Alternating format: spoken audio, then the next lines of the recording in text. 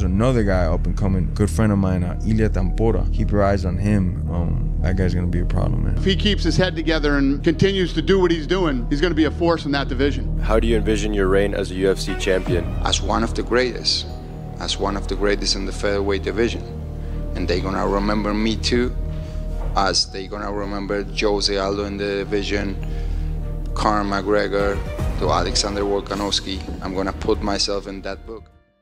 In a sport dominated by dynasties and untouchable icons, Ilia Topuria did the unthinkable. He shattered the featherweight hierarchy by knocking out both Alex Volkanovski and Max Holloway. His journey from escaping war and battling poverty should have made him the hero we cheer for. But instead of embracing that role, he chose a different path. He became the villain who ended a legendary era. He's embraced the role of the villain, challenging fan favorites, sparking feuds, and taking down the legends fans once believed were invincible. Like a modern-day gladiator, he's become both despised and unforgettable. A fighter rewriting the rules of the UFC and bringing an era to a stunning end. Ilia Topuria's journey didn't begin in the spotlight. Born in Germany to Georgian parents, Topuria moved to Georgia as a young child, just as the country was emerging from a turbulent period. The scars of war and the instability of the region created a harsh reality that shaped him from an early age. Growing up, Topuria witnessed the aftermath of the Georgian conflict. Witnessed the terrifying aftermath of a Russian airstrike on one Georgian town. This is Gori in central Georgia, outside the main conflict zone, but now a target in Russia's expanding military campaign. Apartment blocks were left burning. Survivors lay bloodied, squatting in the rubble of their destroyed homes. Survival was often a daily struggle, and resources were scarce. His family later migrated to Spain in search of a better life, but that move came with its own challenges. The language barrier, cultural differences, and financial hardships made integration difficult, and Topuria found himself constantly fighting to fit in. Despite these obstacles, he saw his hardships as fuel, something to build resilience and forge an identity rooted in strength and survival. It was in these early years, surrounded by the memories of war and the relentless drive to overcome, that Topuria's fighting spirit took shape. Before he ever set foot in the UFC octagon, Topuria had already established himself as a force to be reckoned with on the European MMA circuit. Competing in organizations like Brave Combat Federation and Cage Warriors, Topuria developed a reputation as a fierce finisher. One of his early breakthrough fights was against Luis Gomez at Brave CF 26, where Topuria dominated with his grappling expertise, submitting Gomez in the first round with a rear naked choke. This victory showcased his technical precision and marked him as a rising talent to watch. Another key fight that caught attention was his bout against Stephen Goncalves at Brave CF 29. Known for his durability, Gonza posed a tough challenge, but Topuria wasted no time in overpowering him. With relentless pressure and powerful strikes, he quickly took control, ending the fight with a swift first-round guillotine choke. His ability to adapt and finish fights early became a signature move that added to his allure. Topuria's flawless record and consistent finishes sent a clear message. He wasn't just winning, he was dominating in ways that made fans and promoters take notice. By the time the UFC came knocking, Topuria had built a reputation as one of Europe's most dangerous prospects, decisively. His pre-UFC fights were more than just wins. They were proof that he had the grit, technique, and killer instinct needed for the world's most elite fighting organization. From his debut, his fights tell the story of a man ready to take on any opponent with one goal in mind: to become champion no matter the cost. His bout against Jai Herbert in 2022 was a defining moment. Herbert was a powerful, dangerous opponent, and Topuria's fight with him, and he wasn't going anywhere. Topuria's clash with Bryce Mitchell was a high-stakes showdown against one of the featherweight division's most formidable grapplers. Known for his relentless wrestling and trademark submissions, Mitchell was expected to give Topuria a grueling test on the ground, in their strongest area. Illia Topuria, who is a fucking killer. Oh my God, that guy punches so hard. Oh, he does everything so good. Illia Topuria is, that guy is, he is fucking special. He's a real challenge. When he fought Mitchell, because I thought Bryce Mitchell, I mean, he's good. Bryce Mitchell's very good. And he beat the shit out of him. He beat the shit out of him. But also, Bryce Mitchell apparently was recovering I think he was from hurt. a flu. He or had sick. a flu. That's right. Yeah. He said he wasn't making excuses. So, I mean. He wasn't making excuses, but here's an excuse. Maybe, I mean, I get it. I'm sure he's telling the truth. Well, then the Josh Emmett fight was really impressive. He beat the fuck out of Josh Emmett, and Josh Emmett is a hammer. He's a scary dude. And I think Topuria is special. After Mitchell, Topuria faced the devastating striker Josh Emmett, renowned for his knockout power and relentless aggression. Emmett came forward with his signature bombs, but Topuria's Morius. Topuria's call-out of Alex Volkanovski was as calculated as it was bold, taking advantage of a moment when the featherweight champion was at his most vulnerable. Volkanovski had just endured a brutal knockout loss to Islam Makhachev, stepping in on a mere week's notice and absorbing heavy damage in that fight. Despite concerns from fans and analysts that Volkanovski needed time to fully recover, Topuria saw an opening and seized it, taunting Volkanovski and challenging him to a fight just months later. Poor Volk. He should have never taken a 10 days notice fight with Islam. Never, never, never, never, never. Don't do it. I don't care how much it's attempted. And then immediately 3 months later, he fights Topuria. After he gets KO'd with a head kick, he's just like, he's a warrior. He's a savage. He's going to go do it. Yeah, he's a savage. We He crazy. felt like he could do We it. crazy. Yeah. It's a wild sport. Sometimes guys step in on short notice and it's exciting and they win.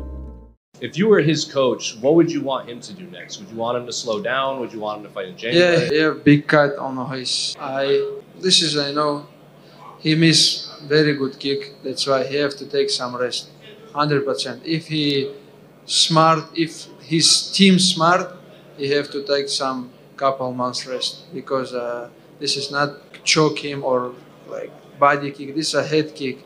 Like not just coach, he's like he's doctor, and his team have to make decision, you know. The Volkanovski Illia Topuria fight, that's a big one. That guy Illia Topuria is terrifying. That guy's an animal. I wonder aloud if Alex Volkanovski will have any lingering effects from that knock. The timing was controversial. Many questioned if Alex would Alex Volkanovski, and there it was. Illia won by TKO. Next up for Topuria was none other than Max Holloway, a true icon of the UFC featherweight division. Holloway had just cemented his legendary status by winning the BMF belt in a thrilling battle against Justin Gaethje, a fight that showcased Holloway's unmatched grit, culminating in an unforgettable final 10 seconds where he stood toe-to-toe, trading bombs with Gaethje as the crowd erupted. But MMA is a ruthless sport. One day, you're on top, and the next, you're facing the next hungry contender. Not long after his triumphant victory, Holloway stepped into the cage with Ilia Topuria, who was ready to take on a legend. In a shocking turn, Topuria delivered Holloway's first ever knockout loss, leaving fans stunned and proving that Topuria was more than just a rising star. He was a force capable of toppling legends. What makes Topuria so effective inside the octagon? For one, he's not a one-dimensional fighter. Known for his explosive power, he packs the kind of punches that can end fights in an instant. But what truly makes him dangerous is his grappling skill. A Brazilian Jiu-Jitsu black belt, Topuria has a ground game that forces his opponents into dangerous territory, blending technical prowess with an unpredictable edge that leaves even the most seasoned fighters struggling. Topuria's ability to adapt mid-fight adds another layer of danger. He doesn't just attack, he pressures, forcing his opponents into a corner where they have no choice but to fight back on his terms. This adaptability and aggression make him a nightmare in the featherweight division, keeping fans glued to their screens every time he steps into the octagon. Topuria isn't just making waves with his skill, he's also known for his high-profile rivalries. One of the most talked-about feuds has been with Paddy Pimblett, a fighter known for his outspoken personality. Their clash started outside the octagon, with verbal jabs that turned into a full-blown social media war. So it didn't happen because he told me something yesterday. It comes from a long time ago. He was arguing with one of my closest friends, with Guram, once in Twitter, and he posted like, now I understand why Russia destroyed Georgia, because you are dumps. And it makes my blood boil, you know. When I saw, I was like surprised. I didn't believe when I saw that tweet, because in 2008, I was living in Georgia when that war happens, you know. And it was a very difficult time for me, for my family, for all my friends, for my country, you know, a lot of innocent people, kids. When you see me coming, because you know, when I saw him last time, he got an hand sanitizer bottle bounced off his foot. I don't understand you or anything. Back in the flouty, mouthy, clouty, like what? Hand sanitizer, boy! Fuck you. Fucking mushroom. Yeah. You want to talk to me like a man to man? Lad? The rivalry added another layer to Topuria's image, giving fans even more reason to tune in. Some to cheer him on, others to see if he'll finally be humbled. This back and forth with Pimblet wasn't just trash talk. It was a way for Topuria to assert himself as the featherweight division's bad boy, the one fighter who wasn't afraid to cross the line to make a point. And it worked. His growing base of supporters and critics alike hung on every exchange. With each new feud, Topuria's persona as the villain of the division became even more cemented. The featherweight division is no stranger to legends. Fighters like Alexander Volkanovski and Max Holloway have defined this era, holding down the top spots with unforgettable battles and legendary careers. But Topuria's rise signals a shift.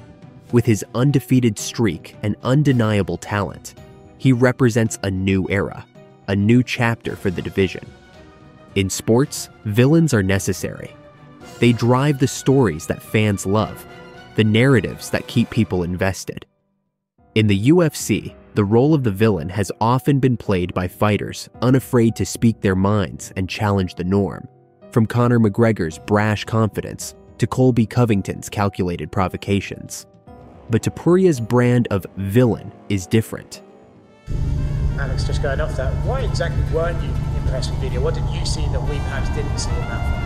Oh, mate, can't give too much away, right? I think, I think a lot of people could probably touch on some of the things, but yeah, put it this way, people don't look like that when I'm in front of them. I just want your thoughts on Illia Topuria, him as a fighter, and just his fight with Josh Emmett. Like, do you feel like he's next? Yeah.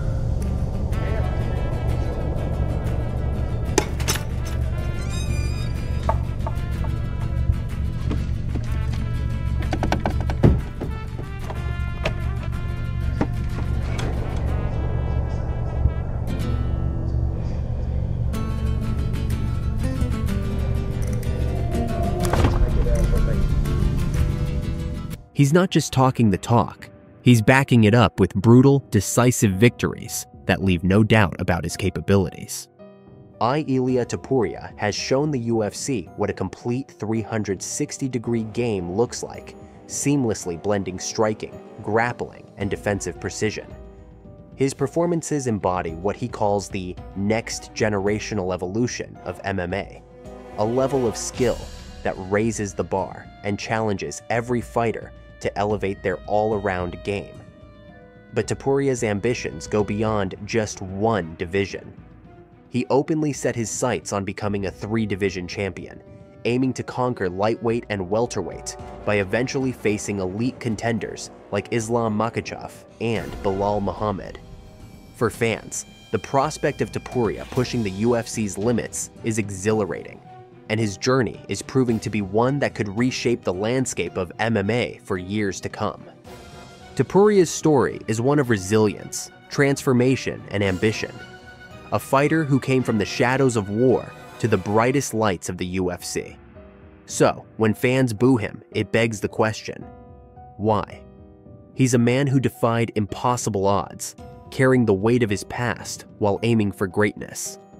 In his relentless drive to become an all-time legend, he's raising the standard of competition across the UFC.